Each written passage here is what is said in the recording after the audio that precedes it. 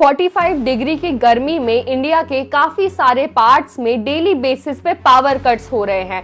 लोग जो है वो इस पावर कट्स के चलते फ्रस्ट्रेशन और हेल्पलेसनेस का शिकार हो रहे हैं। सारा दिन गर्मी में रहने के बाद जब लोग एसी ऑन करते हैं तब पावर कट हो जाता है। सारा दिन कूलर में पानी भरते हैं और चलाने के टाइम पे पावर कट हो जाता है। इतनी गर्मी में पावर कट्स के चलते सांस लेना अब जैसे मुश्किल सा होता जा रहा है। डेली बेसिस पे इंडिया के काफी सारे पार्ट्स में हर टाइम बिजली की कटौती करी जा रही है। इंडिया विश्व गुरु बनने की बातें करता है, बहुत सारे फील्ड्स में इंडिया सबसे आगे है, लेकिन एक चीज ऐसी है जो आज भी करोड़ों इंडियंस को परेशान करती है और वो है बिजली की कटौती। फैक्ट्रीज जो हैं वो बंद हो रही हैं, फार्मर्स जो हैं वो अपने खेतों को पानी नहीं दे पा रहे हैं और इंटेंस हीट और गर्मी जो है वो लोगों के लिए अनबियरेबल होती जा रही है। और हैरानी की बात तो ये है कि ये सारी चीजें हो भी एक ऐसी कंट्री में रही है जो कि इलेक्ट्रिसिटी जनरेशन और इलेक्ट्रिसिटी कंजम्पशन में पूरे वर्ल्ड पर 3rd रैंक पर है।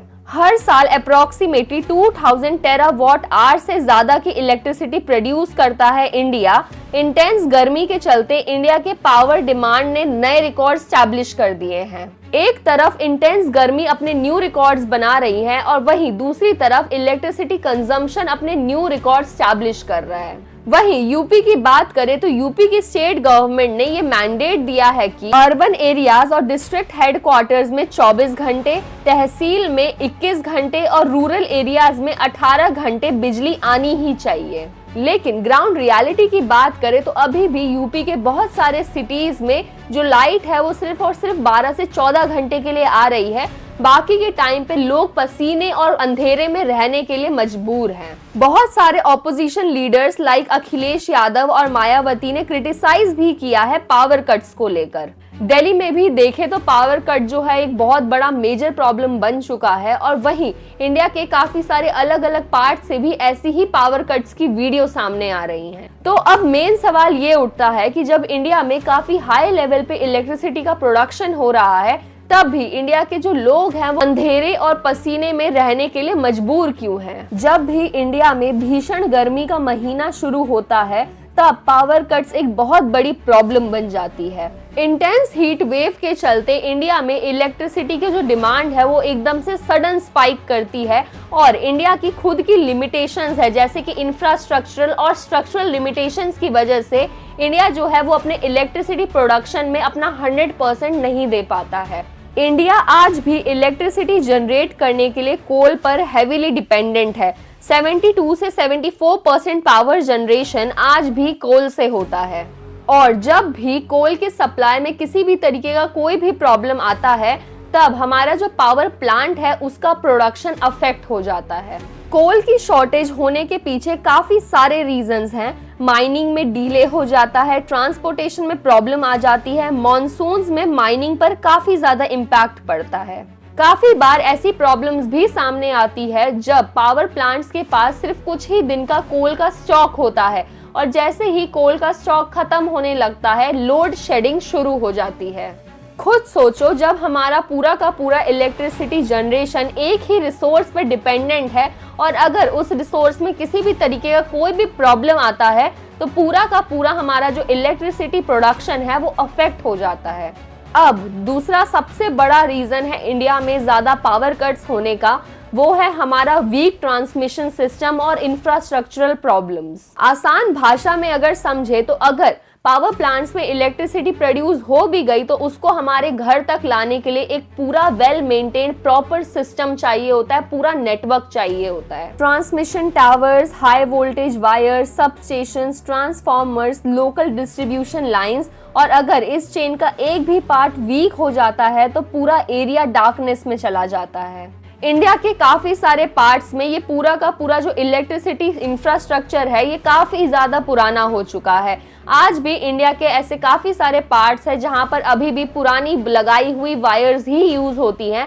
ये वो वायर्स थी जो कभी किसी जमाने में लगाई गई थी जब पॉपुलेशन काफी ज्यादा कम थी, इलेक्ट्रिसिटी की डिमांड काफी ज्यादा कम थी, और अगर आज से कंपेयर करें तो ये सिचुएशन बिल्कुल ही डिफरेंट हो चुकी है। आज के टाइम में हर घर में fridge, fans, TV, coolers, AC, chargers, हर एक चीज मौजूद है और इसके वजह से इलेक्ट्रिसिटी डिमांड पहले से काफी गुना ज्यादा बढ़ चुकी है। लेकिन इलेक्ट्रिसिटी रिलेटेड इंफ्रास्ट्रक्चर जो है वो उतनी स्पीड से डेवलप नहीं हुआ है, अपग्रेड नहीं हुआ है, और इन सारे रीजंस के चलते वायर्स पे काफी ज्यादा प्रेशर पड़ता है और काफी बार ऐसी सिचुएशन होती है कि जब ट्रांसफार्मर इतना ज्यादा प्रेशर झेल नहीं पाता है और ट्रांसफार्मर में आग लग जाती है, पूरे एरिया की बिजली चली जाती है और इस पूरे इंफ्रास्ट्रक्चरल प्रॉब्लम का नुकसान आम आदमी को होता है। नेक्स्ट बात आती है डिस्कॉम्स की। डिस्कॉम्स मतलब कि इलेक्ट्रिसिटी डिस्ट्रीब्यूशन कंपनीज। हमारी जो इंडिया की डिस्कॉम सेक्टर है वो काफी ज्यादा ऑलरेडी फाइनेंशियल प्रेशर के अंडर दबा हुआ है।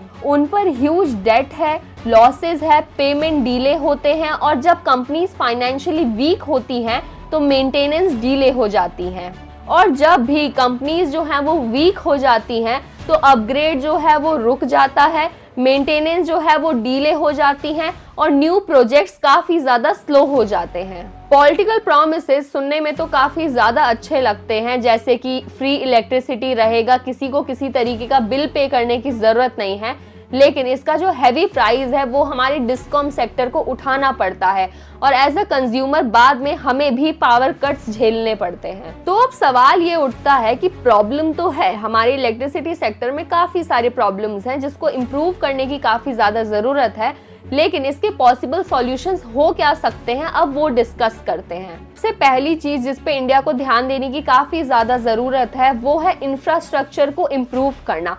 इंडिया के आज भी गलियों में काफी ज्यादा पुराने वायर्स के थ्रू बिजली को सप्लाई किया जाता है। बहुत ज्यादा इंपॉर्टेंट है कि इन वायर्स को चेंज किया जाए और इनका लोड कैपेसिटी को बढ़ाया जाए। वीक ट्रांसफार्मर्स को अपग्रेड करने की काफी ज्यादा जरूरत है और ट्रांसमिशन लाइंस को भी इम्प्रूव करने की जरूरत है, क्योंकि अगर इलेक्ट्रिसिटी जनरेट हो भी रही है, ज्यादा अमाउंट में भी होगी अगर जनरेट, तो अगर वो लोगों तक पहुंचेगी ही नहीं प्रॉपर तरीके से तो उस जनरेशन का कोई फायदा नहीं है। इंडिया को अपना इलेक्ट्रिसिटी रिसोर्स जो है उसको बढ़ाने की भी जरूरत है। इंडिया सिर्फ कोल पर डिपेंडेंट नहीं रह सकता है इलेक्ट्रिसिटी को जनरेट करने के लिए।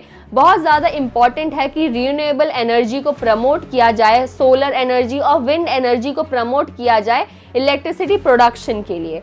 तो अगर ये वीडियो आपको इन्फॉर्मेटिव लगी होगी तो प्लीज़ लाइक और सब्सक्राइब कर देना। तब तक के लिए see you in the next video.